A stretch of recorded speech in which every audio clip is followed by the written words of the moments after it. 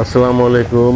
আমি এখন এসেছি খুলনার মোটামুটি খুব পুরনো একটি ব্রিজ।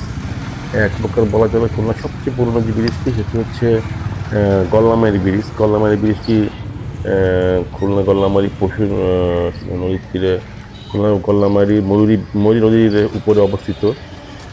এই ব্রিজটি নতুন করা হয়েছে, কিন্তু পাশে দেখছেন জায়গা আরেকটি ব্রিজ হচ্ছে। এখানে একটি ব্রিজ ছিল, এই ব্রিজটি কিছুদিন আগে ভেঙে ফেলা হয়েছে। এই ব্রিজটি আহ, পাকিস্তান পিরিয়ডে, পাকিস্তান আমলে এই ব্রিজটি নির্মাণ করা হয় এবং সেটিকে কিছুদিন আগে ভেঙে এখানে আবার নতুন করে আরেকটি ব্রিজ করা হচ্ছে এবং পরবর্তীতে এই ব্রিজটি করা হয়। তো এই ব্রিজটি ঐতিহ্যের দিক থেকে খুলনা অনেক ঐতিহ্য বহন করে।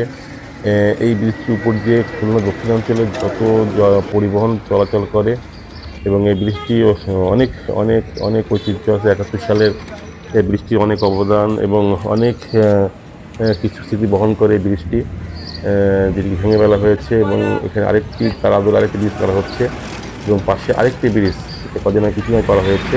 তো এখানে পরপর দুটি ব্রিজ আগে ছিল, কিন্তু এখন একটি আছে, আরেকটি হচ্ছে, হলে দুটো ব্রিজ আবারও হয়ে যাবে এখানে।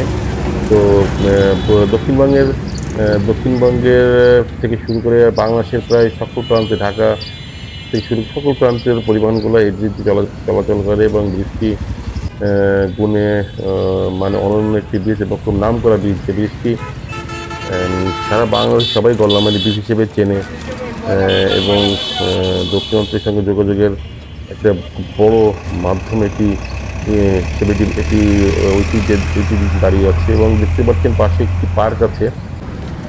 এলাকার সৌন্দর্য বর্ধন করার জন্য একটি পার্ক এখানে নির্মাণ করা হয়েছে এবং পার্কটি খুবই জাঁকজমক। খুলনা ভার্সিটির পাশেই এই পার্কটি দেখতে পাচ্ছেন। এই পথ দিয়ে সাতক্ষীরা থেকে অন্যান্য জেলায় যাওয়া যায়। এদিকে খুলনা শহর এবং পাশে খুলনা ভার্সিটি অবস্থিত এবং অন্যান্য দিক থেকে দেশটি অনেক স্বীকৃত। তো আজকে এ পর্যন্ত, ধন্যবাদ সবাইকে।